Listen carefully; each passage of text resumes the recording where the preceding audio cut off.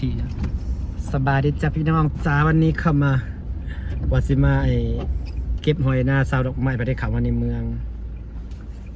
มาเมื่อไหร่กับพ่อพบคนเข่ามาในเมืองจะทื่อๆอ่ะมารอบก่อนกับพ่อเลยอาสาเข่ามานำซาแบบมีแนวซื้ออยู่เลยเข่ามาพี่น้องจะมาเบิ่งตุพันเดมาเบิ่งประเทศอันนั้นเลยลองมามือบางรูปตอนนี้อากาศมันดีพี่น้องไปกินข้าวอิ่มมิแต่อยากนอนนี่คนนอนม่วนนี่กำลังนอนม่วนนี่คนจะสอดหนาขาวเป็นเบิดเนี่ย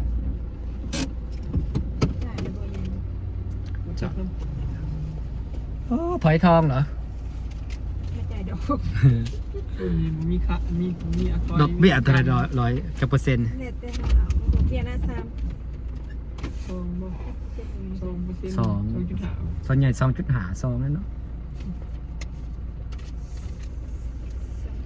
รออยู่ส่วน2.5%ส่วนนึง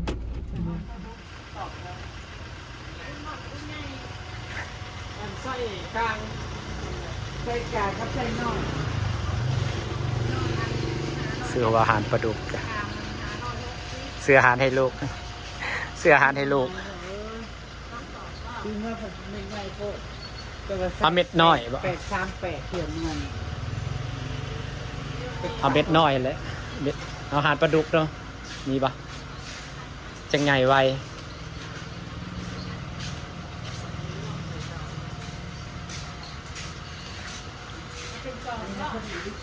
แมนเจ้า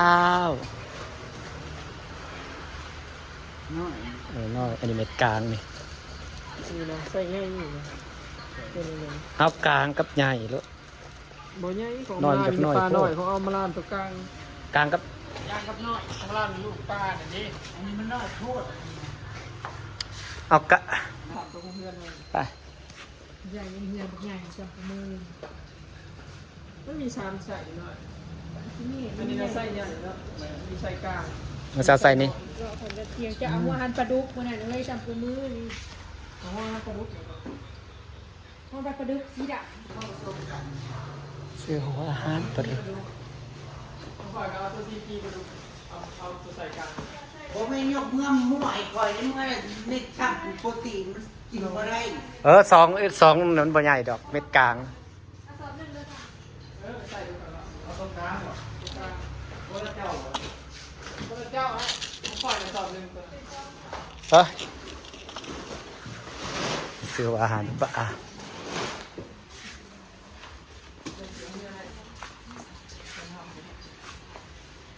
เนาะคนเล่นมาขอไหม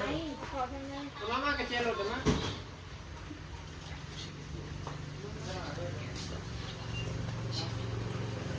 ที่ผมมีเล่มเป็ดขาวก็เป็นยังไงขาวเสื้อผ้าจ่ายตัง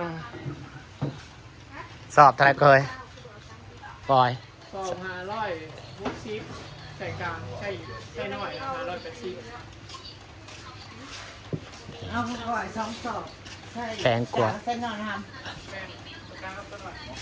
ห้องจับบ่ต้องหัวพัน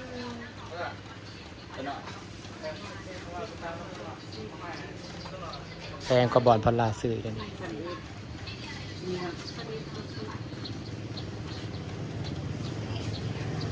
โอ้ยจะเป็นไฟดี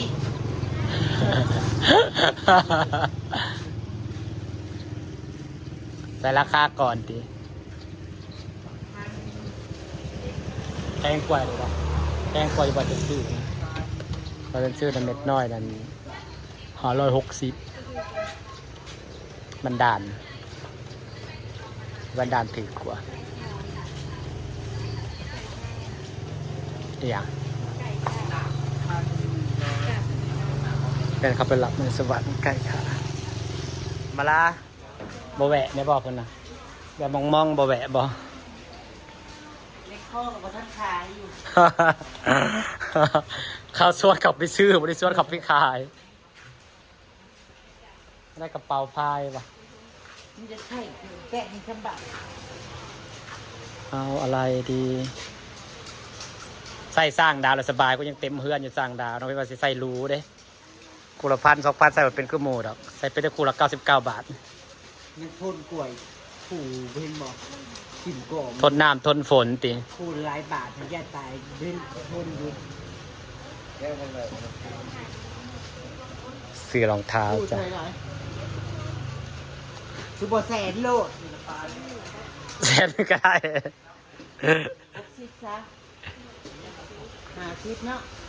กันอื่น100เนาะ นางต่อราคาพากันแวะตลาดที่เปิ่งก่อนจะซื้อหยังเป็ดกินอยู่ตู้พี่น้องบรรยากาศดี เดี๋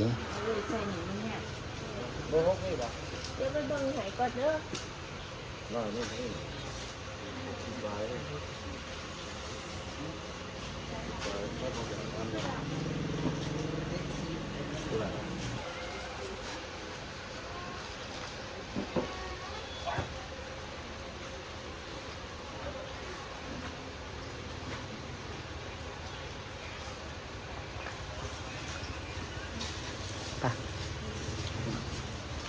อาบนกระเป๋าคาดตกมันจังสบาย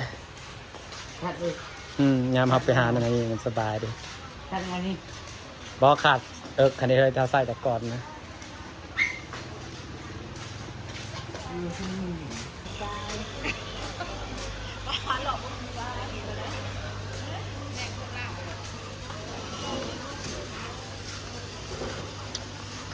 มาแล้วก็จะสิซื้อยังไปเห็ดกินเลย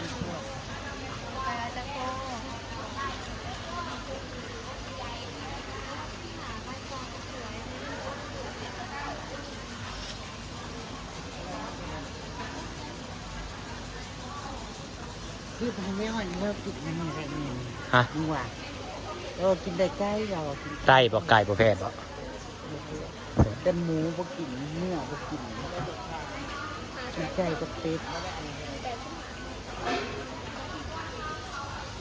เอายังวะ แต่มึงแล้วมึงกูเคยซื้อให้เรา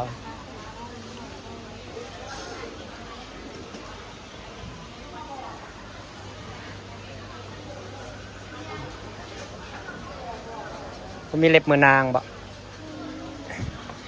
กูกินยำเล็บมือนาง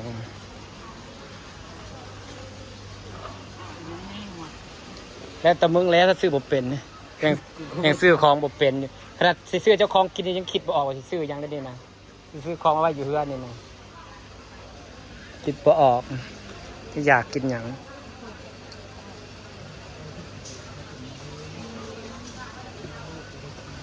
อันนี้เราทำเราสิมาซื้อของกินได้ว่าคิดบ่ออกซื้อตลาดบ้านค่อยพอแหละสดกว่า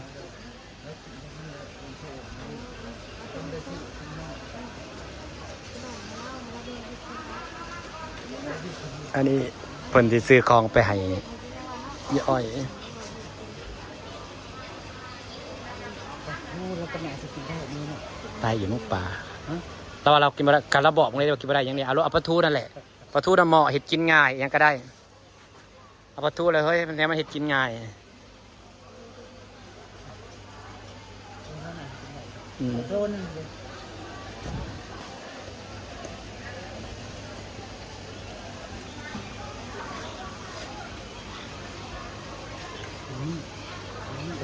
โอ้ย เสร็จตลาด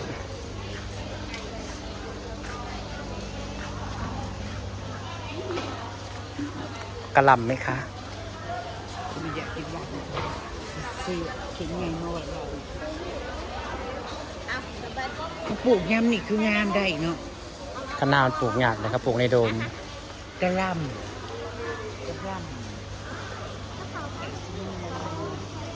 ซื้อห้อย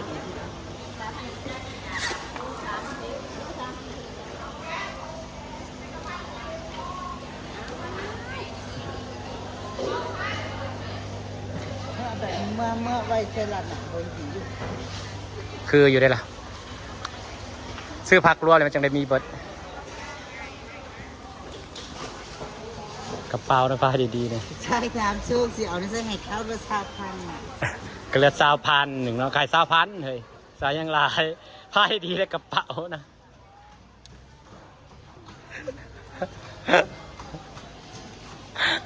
มันหักมีแนวเบาเฮ้ยกูสิแถมให้ดอก100แต่เขาทามเชิงมึงนะ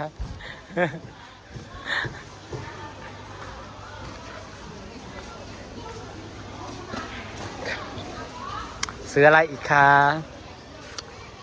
ซื้อของกินเหรอ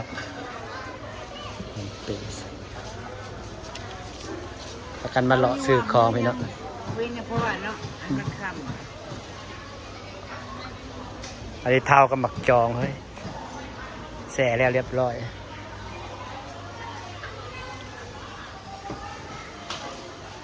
ำของที่เราของที่เรา ไปลองนี่แหละ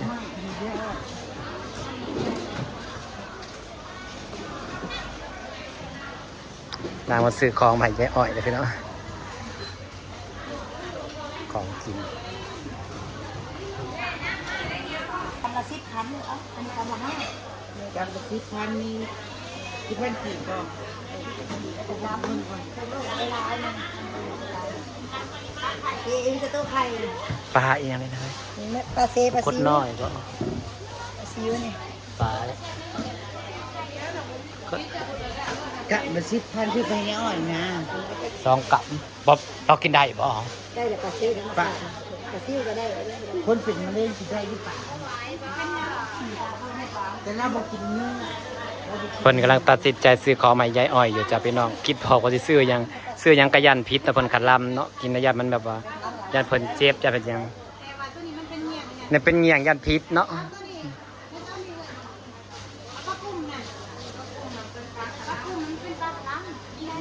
อืมแม่นอยู่ปลานั่นเป็นปลาเงี่ยง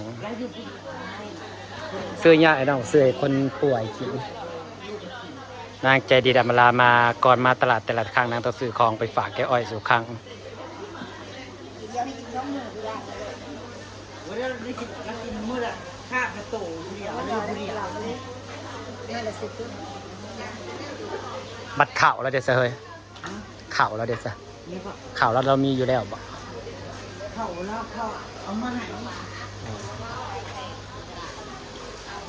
มาให้เรากินจะไม่คู่ปลา5,000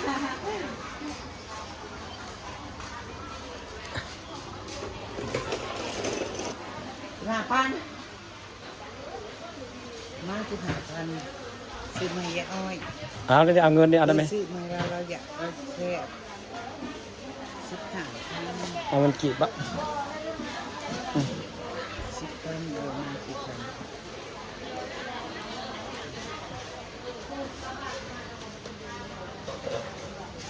เอาคือได้ซื้อของไปฝากแจ๊อ้อยจ้าพี่น้องจ้าซื้อกระแวงแล้วเขาทำน้ำตีเห็ดไข่หน่อย มาซื้อซอยไปแน่เจ๊ ตะกะแตนนี่เฮ้ย จะกระเด็นจะมีนะดอกกระเจียวกับ10 พัดอีกยุด ขาเราได้ตะกะแตนนะ แต่กระเด็นนะคิดเช้าหาพัน 15,000บ่ คิดเช้าหาพันคิดนึงอะไรเดี๋ยว เอา2 ขีดได้สักพี่ขวดแต่อยากเป็นเยืองจักบาทเงินบาทนะ ฮะเส้นได้บ่ได้เหลือเงิน40 บาทนี่นะ เส้นเท่าไร2 โล ถ้าเส้นน่ะสิเอาคันบ่เส้นน่ะบ่ฮะบ่ ล่าสุดเดียวซะ เส้นค่อยน่ะท่วมแล้วเด้อ ล่าสุดเส้นเลย แค่ค่อยซื้อเองเส้นเนาะเส้นกว่าโอ้ค่อยสิดาขับตลาดเขาบอกเดี๋ยวให้เส้นจักโล จะได้หลักฐาน 2 โล อ่า 2 โลน่ะ 2 โลหา10,000อันนั้นโลเช้าหาพันกี่บุญนายไว้คนงามจ้าคนงามจ้าจะเอาเป็นแสนก่อน เอาเป็นแชทบอล่าสุด เส้นน่ะ10,000 หรือได้อีกก็ได้ บ่พอแล้ว เอาสรุปเส้นอีหลีบ่ได้ล่ะ กูบ่มีเงินนะ มันถ่ายแล้ว บ่ เคยเซ็นบ่ เออ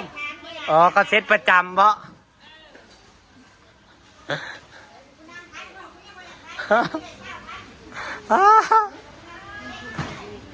บ่เคยเซ็นดอกบ่เคย หาเปล่าอะไรมึงเคยเซ็นแล้วบ่ จะมาจะเคยซื้อน่ะเคยแต่บ่เคยเซ็น บ่ได้เลยลองเซ็นติ ล่าสุดมีการเส้นผลไม้ด้วยพี่น้อง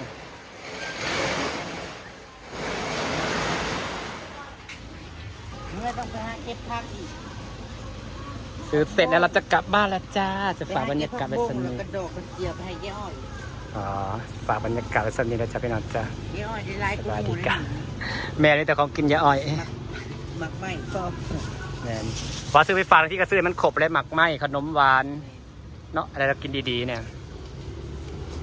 เดี๋ยวนำใจจากอมราจ้า